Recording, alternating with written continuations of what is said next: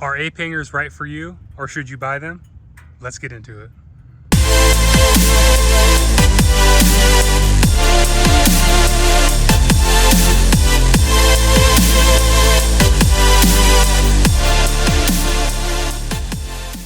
So if you guys are looking at getting into ape hangers, I'll give you some pros and cons. I've been running these Carlini Evil Apes for about a year now.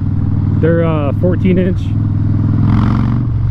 So I'm going to start with the cons first. The biggest con for me with ape hangers is turning.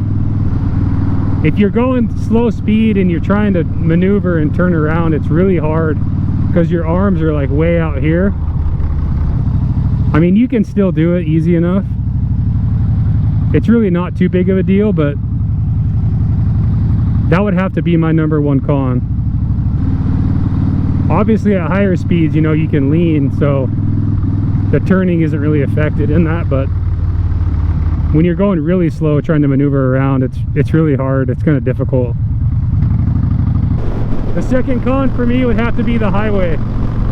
Since your arms are so far out and up, you're like a big wind sail. Yeah, other than those two things, I mean, these bars have been great for me. I haven't experienced my arms going numb or my hands going numb or any tingling or anything like that. I know that's something that everybody talks about.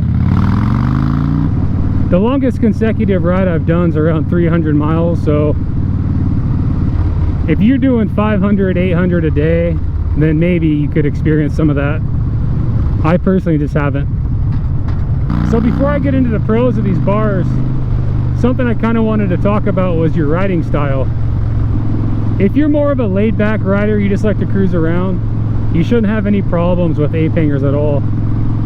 But if you like to bob and weave out of cars and go fast, they're probably not for you, which I tend to have more of an aggressive riding style myself, which is why I've been thinking about maybe getting some MX style bars. So now we can talk about some of the things that are awesome about ape hangers. They're actually really comfortable. Now that's going to depend on your height and how tall your bars are. You want them to be pretty level with your shoulders. I'm 6 foot, so these 14-inch bars fit me pretty well. My arms are a little elevated, but not much. So if you're a little shorter of a rider, maybe think about 12-inch. I think when guys are experiencing the arm fatigue and all that, I think they're running really tall bars, like 18-inch bars. So their hands are like way up here. Another pro to this kind of bar is the style. I think they look really cool on certain bikes. I ride a Harley Street Bob, so I think they look really good on here. I think T-bars and MX bars also look good on these. And you know, they look really good on Softails and what is that Softail Heritage. As far as install goes, I think ape hangers and T-bars and MX bars, they're all really the same. Also pricing, I mean, I think they're pretty equal in price. There's not going to be a real huge difference on price. The only other thing I would say about these bars is I do get a little bit of back pain, and I don't know if it's from the bars or not. I notice it after I ride for a few hours. I do have a little bit of back pain, but I can't narrow it down to the bars or not. At the end of the day, I think really just comes down to what you think looks cool, because I don't think you're really ever going to be super comfortable on a motorcycle either way. What you think looks cool and how you ride, I think, are the two biggest things. If you want to be popping wheelies and lane splitting, I definitely would go with a MX style bar or a T-bar.